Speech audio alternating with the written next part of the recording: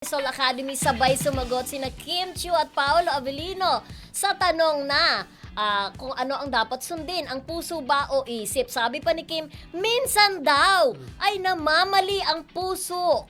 Kaya raw this time ay tama na sabay hampas kay Paolo. Grabe ang tili ng mga fans na sobrang kinilig na para bang pagkukumpirma na ito na sila na. O, di ba kasi may finash doon sa sa malaking TV na yan. Sabay sila dapat sumagot. Titignan kung magmamatch ang sagot nila. Kung sundan ng puso or sundin ng isip or sundin ng puso. Pareho silang sinagot nila, sundin ang isip. Doon naman ngayon bumali. Nag-punchline itong si Kim Chiu. Sabi niya na parang dati puro puso tapos namali. Diba? Kasi namamali ang puso. Pero ngayon, pero ngayon, sana tama na, sabi niya gano'n. Sana tama na sabay hampas kay Parang sinasabi niya, isip sana na this ang time. pailalin. Sana Huwag ng this time puso. tama na, parang gano'n. pero sa tingin ko ang piniral ni Kim sa pagmamahal niya kay Paolo, both isip at puso. Ito ba'y dapat ko namahalin si Paolo na ba talaga? Yung puso ko siya na ba tinitibok ng puso ko? Pero yung paghampas, parang sinabi, pinili ko ng isip ko, sabay hampas, yan, parang ibig niya sabi, pinili na kita, Paolo, Pero parang ganon. pero nung mga simula, mga puso talagang pinapairal ni lahat. Kim. No?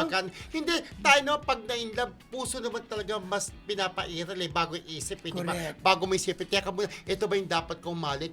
Pero pagka tumibok na, sabi nga ni Dora, kapag tumibok ang puso, wala. Kaya sabi puso niya, una. sabi ni Kim, sana raw this time tama na. Sabi niya, sabay hampas kay Paolo. So yun, alam mo, reading between the lines, at saka yung sabi nga, action speaks louder than words, no need to explain na, no need to admit na talagang they're very much on before pa. True, Last matagal leg, na. yan yung last leg nila, 'di ba? Kasi 'di ba Redwood, tapos sa Anaheim. Edmonton, tapos sa Anaheim, So, last na ang California. Pero, Hindi, grabe. doon sa sa Redwood, sa Anaheim, dalawa sa Amerika. Sa Canada ay ano ba yung una? Edmonton at saka Toronto. itong huli. Ito yung maraming nagpailaw ng mga nakakakilabot, Yung nagpailaw ng mga yung may pangalan nila doon pinalipad na sa Yes. parang yung ginawa nila sa movie. Hindi, diba? dito yung flashlight sila ng cellphone nila. Hindi, pero before yan, meron silang pinalipad sa labas Parang merong helicopter o kung ano man yun. Whatever, kung ano man merong yun. Gano'n, parang ginawa nila sa movie nila correct, before. pero hindi part ng concert kasi yun. Parang sa Hindi family ata niya yun. Ibig sabihin, parang pag-welcome.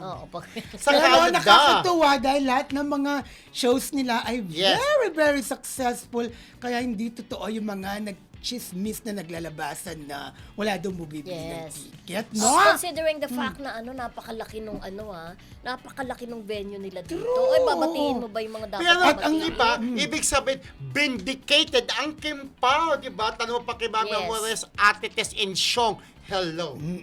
Okay, yes. Batiin natin yung mga kasalukuyan nanonood sa atin. Go. Okay, Ang dami sabi pong ni nanonood. Kimi Dora. Hello po sa inyong tatlo. Super kilig ang love. Kim Pao Tour. Oo.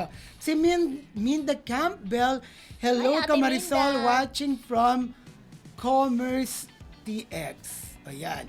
Si Jaime Libadisas, magandang umaga po sa inyong tatlo. Good morning. Jaime ng Abuyog, Leyte. Jaime, get well soon. Mildred, very pretty in Ay, thank pink. you po. Sabi ni Ate Minda Campbell. Thank Hi, Ate Minda.